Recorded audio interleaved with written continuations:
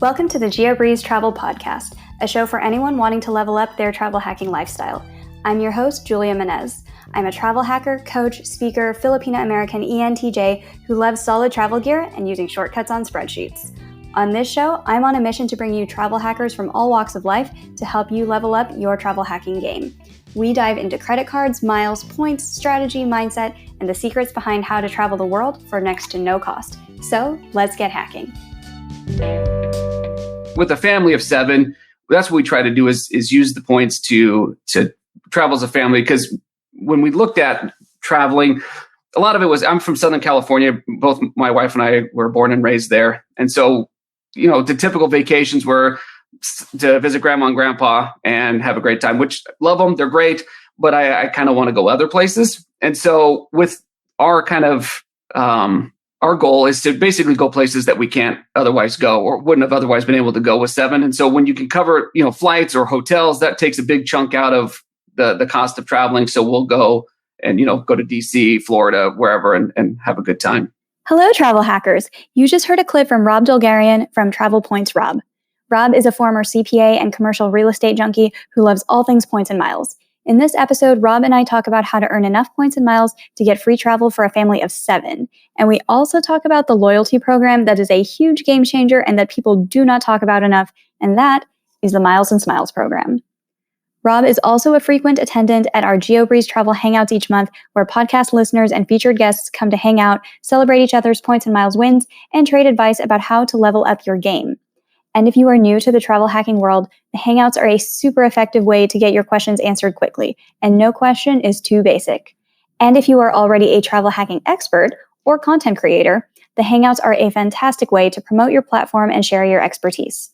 If you would like an invite to the next Hangout, you can sign up at geobreezetravel.com/hangouts, and that link is in the show notes for you. And now, on with the show.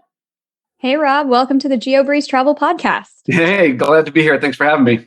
Of course, we're excited to have you today. So before we jump into all of your travel hacking tips and tricks, tell us a little bit about yourself. How did you get into the game of points and miles, and how long have you been in it? Okay, well, it kind of goes back a little ways. So, the short answer is about 4 years ago during that 100,000 mile sign up bonus with the Chase Sapphire Reserve. But it kind of goes back a little before then. I had a couple of American Airlines cards over the years, just because I live in Phoenix. It's an American hub. And I always thought, hey, I could use these points, but I never really understood it a whole lot. And so I got it for the, free check bag. I used the points sparingly because I could never figure out a good way to use them. So I kind of accumulated this bank and then never really got into it until that 100,000 point offer came up. And I thought, man, this is just too good to pass up. And then for that decision that, to pull the trigger on that one, because it was at the time a $450 annual fee. And I always thought anyone that spends anything on a credit card for an annual fee, I thought was insane. So, rewind about 20 years ago, my grandpa had a travel card, and that he said, I'm going to rack up these points, and if anyone wants to use the plane tickets, go for it. And I always thought, you had to be well-to-do. Like, oh my gosh, someone can afford $95 to spend on an annual fee. Like, you must be. This isn't how you've made it, right? And so I always thought, no, that's never going to be me. I would never spend $100 just for the privilege of having a card. So I always kind of had those no annual fee cashback cards, and I would accumulate the points and the rebates, and I would kind of put that money into a separate account and use that for travel along the way. So then when that 100,000 point offer came up, I thought, wow, this is legit. But I didn't know much about points and miles. And so I thought, well, I better look into this. So I spent, a couple months looking into it in every which way. And then when I saw, well, you can redeem it for, 1 cent per point, which is $1,000. I thought, well, there's no way I could lose on this. And then, I dug into it a little bit more. And actually, I signed up for it and got it probably the last week it was available to, the available offer. And then it was good for another 3 weeks if you went into the branch to get it. So I had my wife, once I signed up for it, I had my wife go in there. So she got it too. And then from there, we had 200,000 points, and I started to really dig in and figure out how I could use these, best. And then, the rest is history. Did you use the points right away, or did you get a whole bunch of other cards and say, I'm going to bank up a gazillion points? I held on to them for a little while because I wanted to kind of learn how to, I've been reading some of the bigger blogs and I saw that there were such great ways to use them. But I just wanted to really kind of dig into it a little bit more because I thought, well, if I cash out, that's $1,000, great. That, it's a nice chunk of change. But then you could redeem them, through their travel portal for 1.5 cents. So that turns it into $1,500. And I thought, wow, that's a freaking landslide. So I'm going to, I want to use that for the best, to go on a lot of trips. And then I kind of was digging in more and I thought, well, there's better ways to use it. So I kind of held on to them probably for about 6 to 12 months and then finally started, using them on other things. Nice. So how many cards do you have now? Between the two of us, I would say, in the neighborhood of about 15 to 20. Okay. So, do you have any favorites that you use from day to day? Yeah, I love the chase cards because those are the ones that we use frequently for what we need. So I have my favorite, I guess you call it the trifecta of the Freedom Flex, the Freedom Unlimited, and we use the Sapphire, or not the Sapphire, the Business Unlimited, or not Business Inc. Preferred, because so I canceled our Sapphire Reserve after a year because I saw that you could re-up after 24 months and do it again. So I canceled it thinking I'd be able to jump on that, a year later. Then they changed it to 48 months. So I'm waiting in Chase Purgatory till a little, in the spring of next year, and then I'll jump back on that and get it. But so with those three, I accumulate them based on the bonus categories, the unlimited for the 1.5 just for normal stuff, transfer them all to the Inc. Preferred and go from there. Nice. And you guys have 5 children. We do, yeah. Right? Yeah, 5, ages 6 to 17. So they're all over the place. And so whenever you're booking a family vacation, you need to find 7 board spaces. Yeah, so that's where I call it, I'll use the term loosely, expertise comes in. It's, with a family of 7, that's what we try to do is use the points to travel as a family. Because when we looked at traveling, a lot of it was, I'm from Southern California. Both my wife and I were born and raised there. And so, the typical vacations were to visit grandma and grandpa and have a great time, which love them. They're great, but I kind of want to go other places. And so with our goal is to basically go places that we can't otherwise go or wouldn't have otherwise been able to go with 7. And so when you can cover, flights or hotels, that takes a big chunk out of the cost of traveling. So we'll go and, go to DC, Florida, wherever, and have a good time. So nice. With a family of 7, is that 2 hotel rooms? Oh yeah, every time. The only time we can get lucky is if, occasionally like there's a residence inn or something that has a larger room that can sleep 6 or 7, and then we'll jam into one. But yeah, it's 2 rooms. Nice. All right. And so where are some of the different places that you've gotten to go that you wouldn't otherwise be able to go without points and miles? So we did a couple of things. So back when we took all the kids to Europe 4 years ago. And so we used some of the points to help pay for the hotels, but the flights, we found a great deal that just happened to pop up for the flights. So we did that. So that got us to Europe when my youngest was 2, and we flew into London and traveled, went to Paris, Venice, Florence, and Rome. And then headed back. Another one, we did a DC trips. We flew out to DC, drove up to Niagara Falls, then down to Pittsburgh, and spent, so a couple of days just driving all around. My kids wanted to go to the Hockey Hall of Fame, so we went up to Canada for an afternoon. But yeah, so we took care of a lot of the hotels on that one and the flights with Southwest. So we, with the Southwest cards, we try to get the companion pass every couple of years, one of my wife's name and then mine. So we're alternating. So we always try to have the companion pass to help offset some of those costs. So those are a couple of the bigger trips. And then in between, a couple of the other things that we've tried doing with our kids is, so my wife, when the kids turn 12, she'll take them on a trip anywhere in the United States that they want to go. And we use points to book the hotel and flight. So, it's just different experiences that we love to do with our kids and get them out and spend time with them and create some pretty cool memories. That's such a great tradition of you get to choose where you get to go. So where have they chosen for all the ones who are over 12? So so far it's 2.5. So my oldest went to San Francisco and he spent, the weekend there. My daughter just went last year. So she's pretty indecisive. And so I told her I was just going to plan it for her. And we'd surprise her with where she was going, what she was doing, when she got there. But it turned, we'd let her know a couple days before. So she went to Chicago. She went to Six Flags. We got her tickets to Hamilton. And so, she spent a weekend there with her mom doing that. And then my second son, he wanted to go to Tampa last year. So it was scheduled for the week after everything shut down.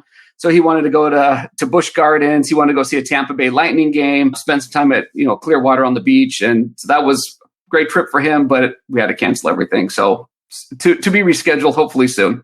Yeah. Is he still hoping for Tampa, or has he changed his mind in the months that we've been? No, he's pretty stoked about that. He wants to, it has little bit of everything that he wants to do. So I think that's a perfect spot for him.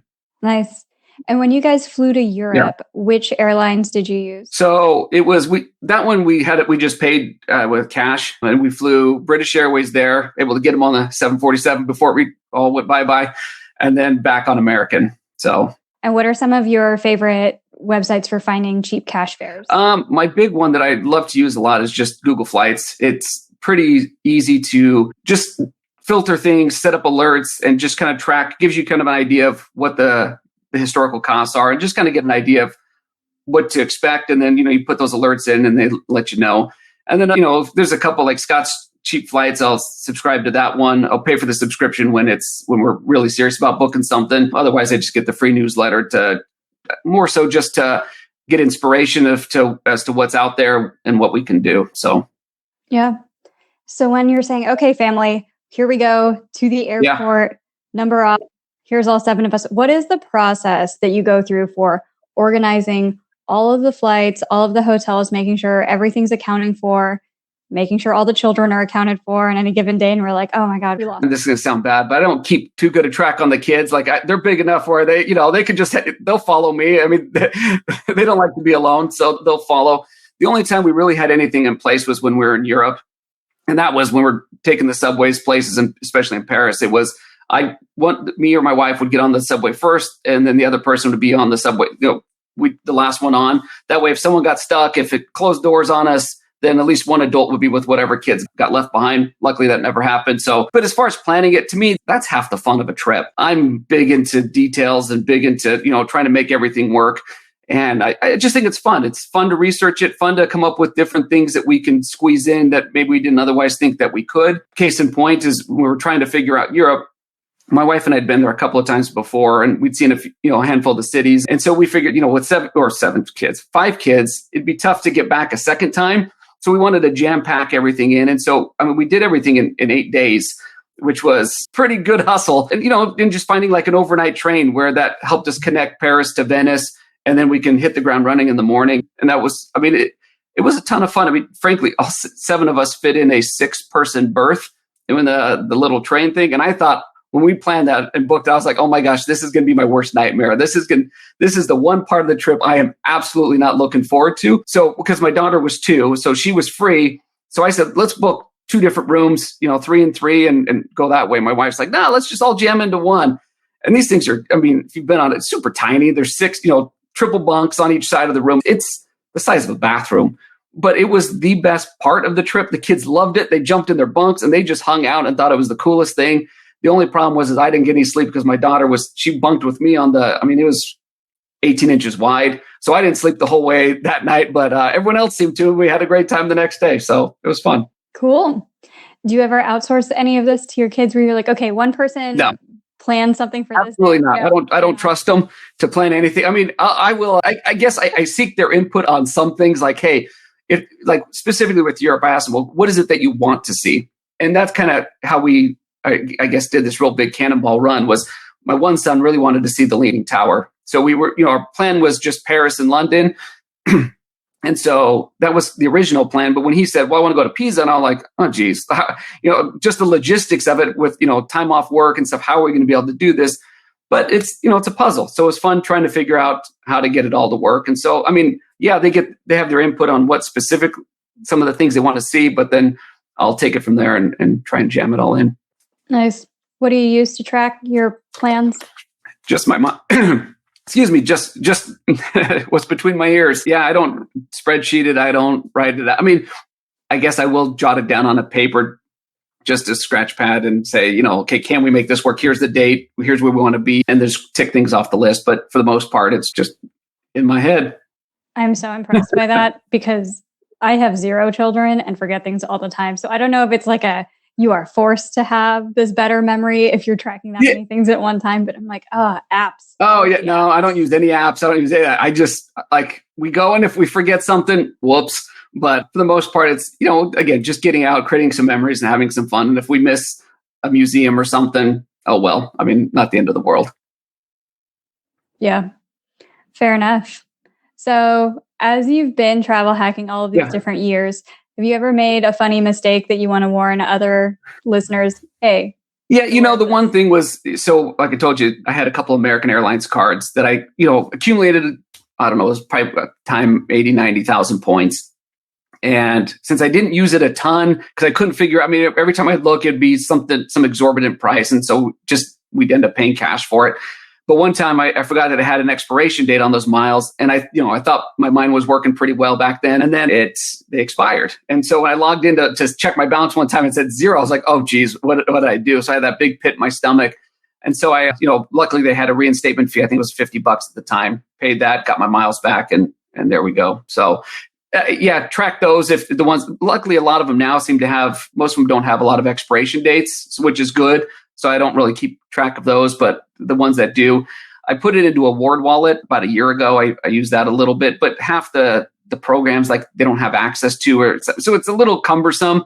So I try to do that. And then my other little, call it trick, is, so with credit cards, so if you have the American card right now, I don't, but if you have one of those and you just make one charge a year kind of thing, it re-ups or extends the expiration because of the activity. As long as you have some sort of activity, redemption, earning something, great. Now that I don't have the card, I have the, the browser extension for their shopping portal. I don't really use that one a ton, for American anyway, but occasionally I find a deal. I use Slick Deals for, look at that website for just a handful of shopping deals. And if there's something nominal, like I come across that's $5, I'll just activate that one. So that way I know, okay, I've re-upped it, the expiration's extended, and not really worry about it.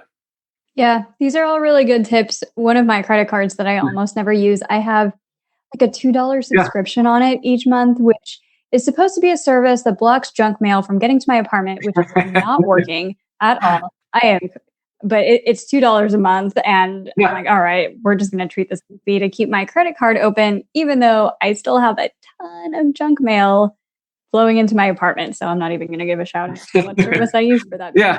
So you do that, and even like with some of the cards that aren't even the co-brand ones that I have, here's one of my dumb mistakes that I made. So 15 years ago, we moved out to Arizona. I'm a big Angels fan, love them. And so we were recently married, just bought our first house, super poor, not a lot of extra cash. And so I wanted to get an Angels hat, and I got this great offer that came in the mail. It says, here, get a free hat if you sign up for this card. And so, of course, yes, I did do that. Signed up for my $35 hat. I still have it, whatever. But it's 15 years of credit history. I don't want to get rid of it. So I have it in my drawer. There's a stack of cards I rarely use, where I keep, like a couple hotel cards I don't really use. And I'll just every once a month go in there, go down to the gas station, buy a drink for $1, and, it just keeps that active. So you don't want the credit card companies closing your accounts for inactivity. So you do that a couple times a year, and and I'll be out the 1.5 points or whatever that I would have got otherwise. Big deal. So. And it's a no annual fee. Yeah, just a dumb thing I did. And then when I realized how dumb it was, even the rewards program was garbage. So I just stuck it in a drawer now again, because it's been 15 years. I just need to keep it just to keep it. So. The story is hilarious though. Now you have the hat as a trophy of like, hey, everyone, don't apply for credit cards. No, that's exactly what it is. Yeah. So I have the hat. And I wear it once a year because I'm not a hat guy anymore. So I have the hat, and I wear it once a year to spring training. And it's just my reminder of don't do dumb stuff like this again. So what do you do from day to day now? And how do you earn points just on? Okay, so this is a little interesting. So, excuse me. So for the past 15, 16 years, I worked in real estate finance and accounting. I have a CPA, did all that for a long time. And then for various reasons, I quit that job about 2 years ago. And I'm working with my wife full time at home on she has a recipe website. Been doing that for a couple of years. It was intended to be just a gap year, but Corona got me. So it's just taking a little bit longer to get back out to the professional world again. But so what I do as far as earning points, a couple of things is just all expenses go on the credit cards. And I try to match up whichever ones have the bonus categories as best I can. When I was back in my last job, I would try to purchase anything I could for the company. They were real lenient on, hey, if you wanted to pay for it and we'll reimburse you, go for it. So I put a ton of company expenses on my cards just to get the points. And so I do that. And then in my spare time hobby, the past year I've gotten into those buying groups to purchase stuff and rack up points. Especially, it's been great this quarter with the Amazon and PayPal categories for the Flex. So that's kind of how I'm racking them up right now. And of course, always the sign up bonuses on as I can get them. So yeah. And you said your wife has a recipe website. So do you have a lot of yeah. So yeah, those other categories, with the Southwest card and, some of the other ones with the groceries and Walmart. So yeah, it's coming in handy. He's been racking them up pretty well. Yeah. But that too, that's the silver lining. So yeah, I'll spend a lot at the grocery store for sure. Yeah. Which are your favorite go-to grocery cards? So interesting. My grocery ones, I don't have any that have the big bonus. So I need to diversify and get some more Amex cards. But the funny thing is since those ones only have the one sign up bonus per lifetime, I've been pretty selective on when I wanted to get those. So I've been trying to get the gold card. And when it popped up with the 60,000 bonus points that it's currently going on right now, and I think you can get targeted offers up to 75. So I tried applying for that one 2 months ago, but it popped. So luckily, Amex has the tool where if you have already, maybe you signed up for a card, a Delta card or something 7-8 years ago, and you can't remember if you did, if you punch in all your information to apply, it'll give you a warning message saying you're not eligible for the bonus before you actually submit your application. So you can save yourself the hassle of applying and then realizing you're not eligible 3 months down the road after you spent on it. So it just helps you with a reminder that. So I actually got that error message 2 months ago, but I've never had the gold card. So it just said, you're ineligible for the bonus. And I'm like, well, okay. So I tried calling them and they're like, well, we can't tell you anything. There's nothing in our system that says why you got the message. It's an algorithm. For some reason you got triggered. So there you go. You're not eligible. I said, okay. So I'm going to try again in a month or so. I wanted to give it a few months to maybe whatever happened, clear out and try again. So is your wife? No. So I tried applying for both of us and neither of us were eligible. And the only thing we've ever had is a Delta card. And so we've had those and we don't spend on, we got it for the bonus. I know. And I thought, whatever. So we didn't end up using it. And so we didn't spend on it, just put it in the drawer. We paid the annual fee one time just because Amex is real stingy on if you cancel your card within 12 months, they'll claw back your sign up bonus. So we just renew it for a year, have it for the 2. But apparently they don't like that they gave us 70,000 miles and we maybe spent $4,000 on the card in 2 years. So I don't know. That's Amex for you. Yeah. That's super weird. I was thinking of getting Amex. Maybe you'll have better luck than me. So, like I said, I'm going to try again. I've put a little bit of spend on those cards, trying to keep them active. Maybe that'll trigger it. But in the meantime, I just, lately there've been a couple of the 5X points on like Walmart or the grocery store. So we'll use those when that pops up. Otherwise, it's just, the Freedom Unlimited that has the 1.5. Yeah. You said you have a Freedom Flex? So here's okay. I don't want to call this a mistake. It just didn't fit me personally. So I'm trying to get a couple other Chase cards because I just fell under the 524. And so if I would have, so I product changed from the Chase Freedom to the Freedom Flex. So I didn't get the new offer. Is it $12,000, 5X points on grocery stores in the first year or something. So I didn't do that because I wanted to get some of these other cards that I thought were more beneficial to me long-term. So I didn't get that. So yeah, I have the Flex, but I don't have the bonus category on that. Makes sense. You only get it if you do a new application. Yep. And I didn't want to use up a slot because then that would put me behind the 8 ball again for several months. And I just wanted to, again, I've got other plans and that's what I wanted to do. So sounds good. What's on the plans? I want to get me a Hyatt card. And before I do that, I want to get the Ink Business Cash because I want that 5X on the office supply stores. So, because I've kind of gotten into a little bit of the manufactured spend recently.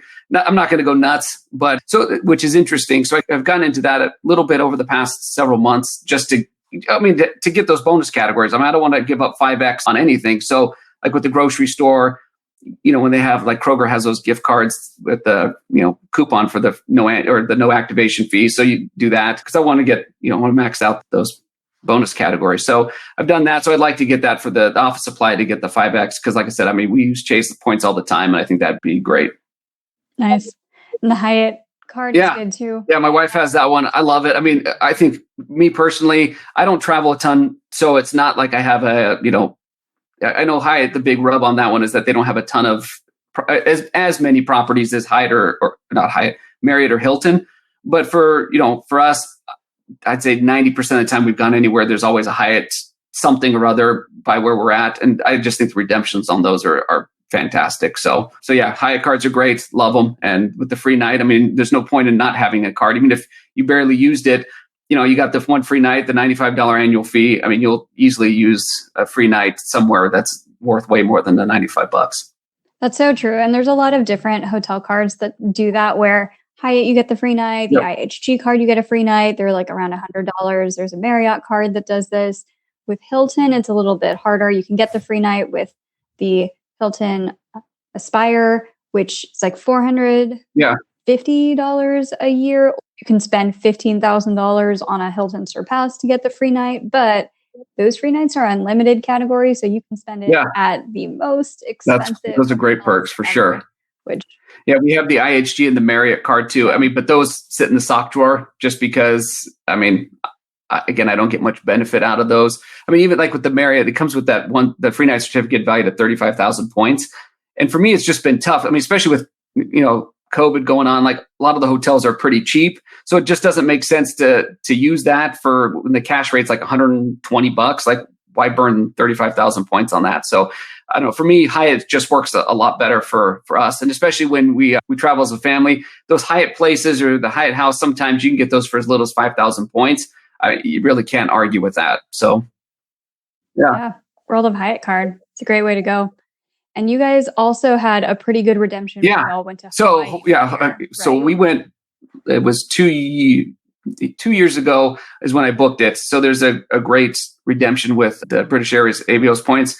It's from the West Coast. It's 26,000 points per person round trip on American, but you got to go nonstop.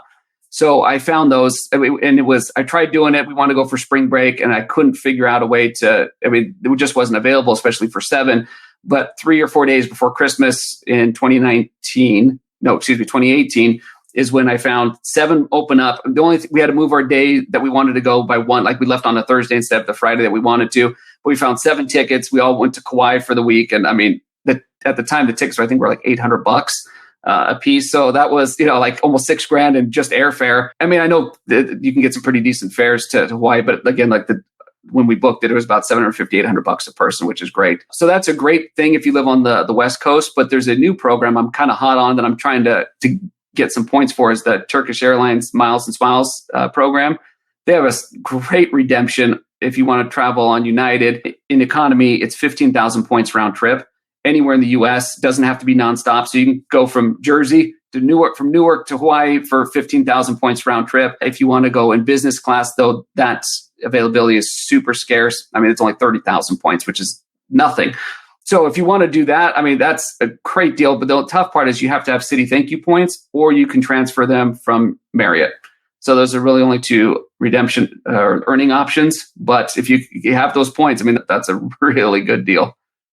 Yeah, that does not surprise me. That availability disappears super fast, because if you can fly from New York or Florida or anywhere else all the way to Hawaii for... So, I mean, you can't fly in the business class, but if you want, I mean, I was looking at economy stuff, and it's some decent availability. I mean, it wasn't, nothing. I mean, I was finding on several dates for several people. So, I mean, it's out there. So if you want to sit, in economy to get to Hawaii, if that's on your bucket list, that's a great program to use. So what's the process for this program for anybody who's not familiar with it? Do you just search on award availability on United? The way I found it is you go to Turkish's website, but it's kind of a little wonky. So I put this on my website. I put stuff out there just as I find things that I think are valuable. By no means am I updating it regularly, just because, especially with the kids home with all the school from home stuff, that's definitely been on the back burner. But I have a kind of a step-by-step walkthrough. But basically, there's a separate award engine you got to use. And if you know where to find it, it's real easy. And then you just search for it. It comes up and it's real easy to book. It's just finding that award search engine to actually search for it. It's not super intuitive from the homepage. Yep. You link to it from your website. So if somebody was... Yep. And I have screenshots of it. So here, click here, just step by step to help you find where it is. I mean, there's even great redemptions to like Mexico or Alaska. I mean, they're super cheap. So if that's a great program, I think, for some of these bucket list locations, if you're thinking about going. Yeah. I'm doing the heavy. Well, that's the whole reason I'm doing this. I love helping people. It's fun. And to me, like I said, it's a puzzle trying to figure it out. And when I can find it, just love explaining it to people and helping them, because I mean, I know how much I love to travel, and just helping people go on a trip that they otherwise wouldn't have been able to do. To me, it's super rewarding and a lot of fun. So Absolutely. So out of all of your travel hacking, what's your favorite part? it's the search. It's the game. It's like, trying to come up with what I want to do and get there and do it. So like one thing next year is my wife and I's 20th anniversary. And so I don't care where we're going. I just want to fly the Q suites. So I'm kind of waiting to see where, when like the full catering's back up and stuff. I'm not going to spoil myself and then get a boxed lunch. I mean, I know I want the full on experience. So I've been trying to, so just doing the research of what we want to, where we want to go, finding the programs that get you there. So accumulating those miles ahead of time. So with something like, big like that, you got to plan time, plenty of time in advance. I mean, you probably need a good 12 to 18 months, unless you're doing a lot of speculative signing up for credit card points. But, for the most part, I guess, so my advice to people is figure out where you want to go and then do the research on how to get there. So that way you're not signing up for a United card when you need the American card, or vice versa, or, whatever. Maybe, or if you get the Hyatt card and realize, oh shoot, no, there's only a Hilton property in the Maldives. Shoot. So, or vice versa. You just do your research ahead of time and then plan that great trip and then go have a great time. Yes, this is the best advice, because if you just have goals, it makes it so much easier to focus your efforts instead of being like, oh, this is a shiny offer. Should I jump on it? What am I even going to do with like Alaska right now? I live in New Jersey. So yeah, just knowing where you want to go, or at least having an idea of it, and then working backwards from there of who flies there, what hotels are there, what cards give me currency there. All right, now jump all in with that and have it. Absolutely. Well, and that's why I'm huge on Chase or Amex points, because they're so versatile. They have so many transfer partners that you can move your points to. So I'd say I won't even call it speculating, but rack up those Chase points or Amex points, and then when you know what you want to do or where you want to go, you can use those to get transform. And if worst case scenario, you find a great cash deal, you could use your points. If you just wanted to not have out of pocket cost, you could use those to book the flights. I mean, just a quick example. So love Hyatt, love Chase points. So we had a stash of those. And then when that Ventana and Big Sur announced that they were doing the all inclusive, it's like $1,500, $2,000 a night. I saw that and I was like, oh shoot, I want to do that. So we actually went up there in July, that first night it was open, and we spent 2 nights there. I mean, it was phenomenal. And so you had the deal. It was 30,000 points a night for the hotel, flat rate. But Hyatt had that rebate of 25% if you had the Hyatt card. So it only ended up costing us like $22,500 a night, which was an incredible deal for gorgeous property, all inclusive, excellent food. I mean, everything about it was phenomenal. And so, yeah, if you have those stash of points, and something great comes up, pull the trigger on it and go for it. Yeah, the night we booked, I looked at the cash fare, it was like $2,000 or $1,950. But then you have, so with Hyatt, the great thing is you never pay resort fees. So that's another $50 a night. You don't pay on award redemptions the tourism tax, sales taxes, which is easily 15% on top of that. So, I mean, you're looking at probably $2,300 a night. Yeah. And that is how you get 10% back. Crazy. Like 10 cents a point on redemption. Things like this. Yeah, for sure. That's amazing. All right. And with all of the different travel hacking knowledge that you have amassed over just like the last 4 years, and putting together these awesome guides for people on the Turkish Miles and Smiles program, and these really great redemptions in Hawaii, Europe, California, all over the place, what would you say is your best piece of advice summarized in one? I would just say, just do it. Just do something. Because I have a ton of friends that, when we go on these trips, they're like, oh, how'd you do it? I'm like, well, you get a credit card, and you try and walk them through it. And then just kind of get this glazed look on their eyes, or they say, oh, this is a scam or something. Like, it's not a scam. It's not illegal. This is what they want you to do. So just do it. I mean, and yeah, you might sign up for and get yourself a free hat and make a mistake, but that's fine. Just start doing it, start learning, and you'll figure it out. And eventually, and pretty soon, I mean, like with one of these, sign up bonuses, you can get a 60 or 80,000 points. I mean, that's a great couple of round trip tickets to a wonderful place that, instead of looking at something short and close by, like a road trip, you can go to Hawaii, New York, wherever it is that you wouldn't have otherwise done. And yeah, maybe in the first year or, the first redemption, you're not going to get a smoking deal on, I don't know, whatever to Europe or something. but who cares? Like, that's why, like, especially with kids, like we don't take them business class. I mean, I don't love them that much. So we stick with economy, and we just, it's bare bones, but who cares? They're kids. And, we've had a ton of great memories, good and bad, but they're still memories, and they've been a ton of fun. And so, again, I guess advice is just do it. Just start, go do it. And with the travel hacking community, there's so many great people out there. I mean, I don't know everything. I don't pretend to, but, with this crowdsourcing, like, everyone I know is so great at being helpful and answering questions. I mean, I'll tell you anything I know, any secrets I have, and give you any tips I can. And if I don't know, I mean, I know people that, they do other things. They do a lot of business class to Europe or Asia or wherever. Great. I'll point you in that direction because I've never done that. So, just start asking people and just do it. Yeah, that's right. Nike style. All right. And speaking of the travel hacking community and all of the different cool places that you can go to get more information from other people, can you give a travel hacking shout out to somebody on the internet whose advice you find particularly? One guy I really like is Jared from Thrifty Traveler. I've listened to him on a couple of podcasts, and I talked to him once. Just a great guy. He runs a website, and his thing is a lot of just cheap deals, cheap airfare, which for a lot of people, that's a great thing. Like, if you can find something $200 to across country, great. Instead of spending $400. There's a lot of different ways. It doesn't mean you have to always go free, but I think he's straight to the point. He just, says it how it is, and is, has some great tools and great things to offer. Perfect. And where can we find you on the internet? Yeah. So I have the website. It's called easytravelpoints.com. Again, I update it as frequently as I can. And anytime I find something, I'll throw it up there that I think would be beneficial.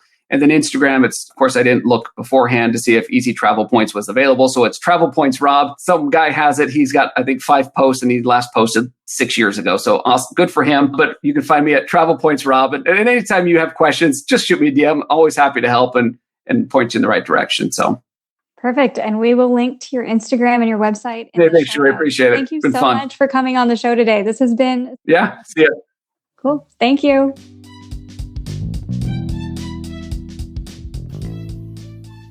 Thank you so much for listening to today's episode of the Geobreeze Travel Podcast. If any of the cards or other tools mentioned on today's call piqued your interest, please use the links in the show notes to apply or to learn more about any of the cards. Commissions earned from these signups help to support the podcast. Additionally, the single best travel hack I can recommend is finding friends who can show you about even more travel hacks, and it would mean the world to me if you could subscribe to this podcast and share it with a friend. And if you would like to meet even more travel hacking friends, come join one of our travel hanging hangouts. We discuss behind the scenes tips, celebrate each other's wins, and mostly just enjoy being around other people who enjoy this hobby just as much as you and I do. If you would like an invite to the next one, just head over to geobreezetravel.com/hangouts and sign up to be on the invite list. See you there, take care, and happy travels.